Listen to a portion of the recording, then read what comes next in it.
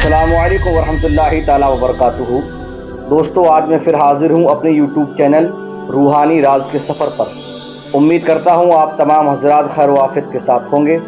आज बात करेंगे ज़मीन की तख्लीक कैसे हुई और हज़रत आदम अलैहिस्सलाम को किस चीज़ से पैदा किया गया।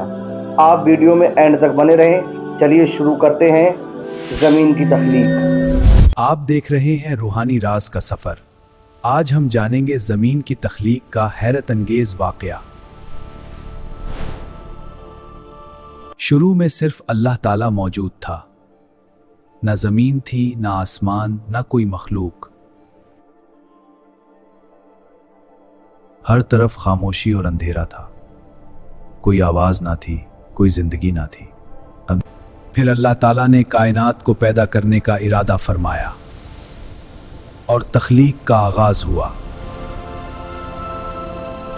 सबसे पहले जमीन को पैदा किया गया, जो बिल्कुल बेजान और सुनसान थी। ना उसमें पानी था, ना हवा, ना कोई दरख्त, ना कोई जानदार। फिर अल्लाह ताला ने जमीन को मजबूत बनाने के लिए उसमें बुलंद पहाड़ कायम किए।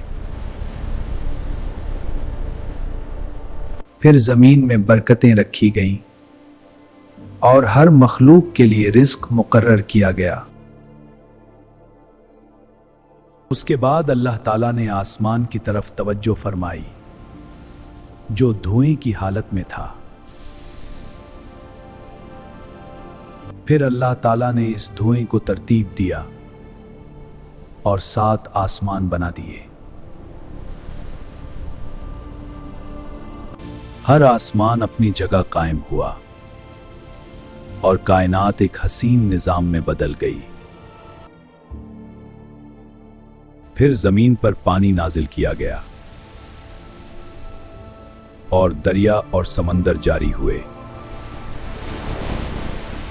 पानी से जमीन में जिंदगी के आसार पैदा हुए और सब्जा अगना शुरू हुआ।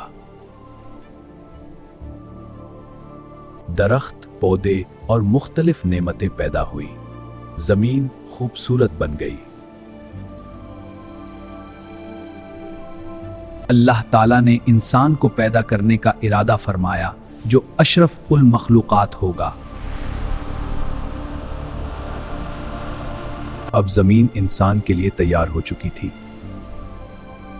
और अगला मरहला शुरू होने वाला था। हजरत आदम अलैहिस्सलाम को मट्टी से पैदा किया गया और उनमें रूह फूंकी गई। फरिश्तों को हुक्म दिया गया कि आदम अलैहिस्सलाम को सजदा करें।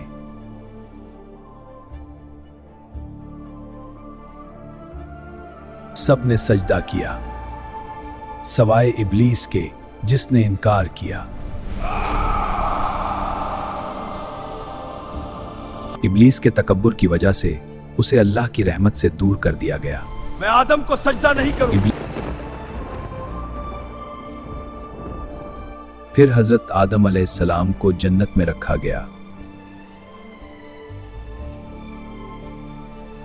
जहां हर नेमत मौजूद थी। लेकिन एक आजमाइश आई और फिर जमीन पर भेजे जाने का फैसला हुआ। हजरत आदम अलैहिस्सलाम जमीन पर आए और यहां इंसानी जिंदगी का आगाज हुआ।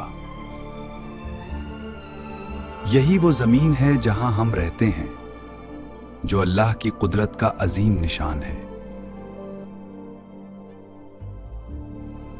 ये वाकया हमें सिखाता है कि अल्लाह हर चीज पर कादिर है।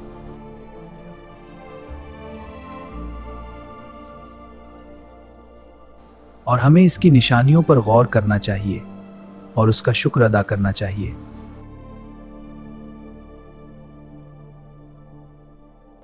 अगर आपको ये वीडियो पसंद आई हो तो लाइक और शेयर जरूर करें और ऐसे ही रूहानी और इस्लामी वाकयात के लिए हमारे चैनल को फॉलो करें। ये था रूहानी राज का सफर। अल्लाह हाफिज। अगली वीडियो में फिर मुलाकात होगी।